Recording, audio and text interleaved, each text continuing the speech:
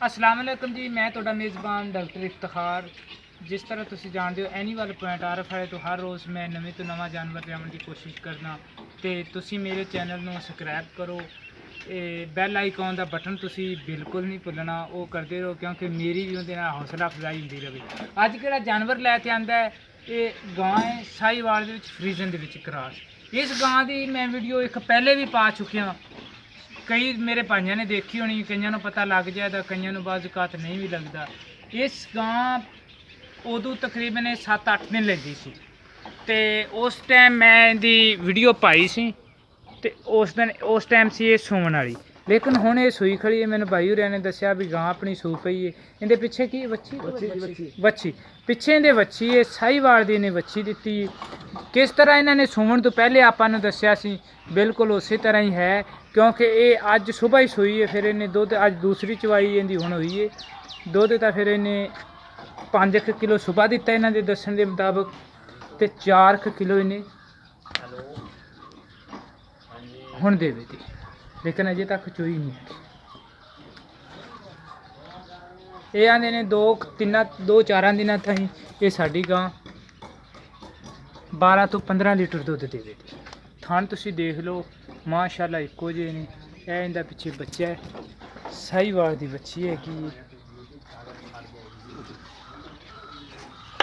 ये गां का मूँह शूह सारा कुछ मैं तुहानूं पहली वीडियो दे विच भी दिखा चुकिया। तो अज मैं उन्हां नाल थोड़ी जी रेट दी भी मैं उन्होंने आख्या भी तुसीं प्यार मुहब्बत करो साडे नाल। माशाअल्लाह पहलन बच्ची है, मूँह दे विचों दोंदी है।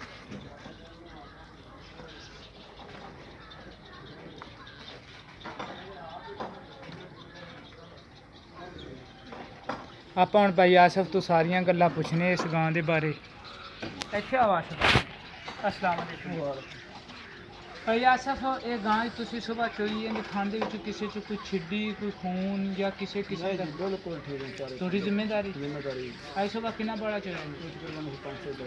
अच्छा 5 सेर 5 सेर बड़ा चोया। ये आपकी गल तो फिर भी पक्के ने भी साडा जानवर 7 तो 8 लीटर एक टाइम का करेगा, लेकिन वो आए तो अज सोई फिर वो थोड़ी जी सूरत ला दुध वाली तो 2-4 दिन च आनी। तो पिछे इहदे वच्छी है, मूँह दे विचों ये दोंदी है। ये गल्लां मैं तुहानूं पहले भी दस चुकिया। तो एक किहड़ी चीज़ है, उस दिन इन्होंने रेट किया सी इहदा 2 लाख रुपया, 2 लाख रुपया रेट किया सी। हुण कुरबानी का दिन है, थोड़े जे व्यापारी भी खरीददारी घट है, वो आदे कुरबानी वाले जानवर खरीदते है। उनके हिसाब नाल इन्होंने मैं आख्या भी रेट तुसीं थोड़ा जिहा इहदा कम करो, रेट इहदा कम करवाया। तो हुण ये किहड़ा इहदा फाइनल जिहा रेट है 1,70 1,70,000 रुपया भाई होरे कह रहे जी। जानवर मैं तुहानूं दिखा दिता है।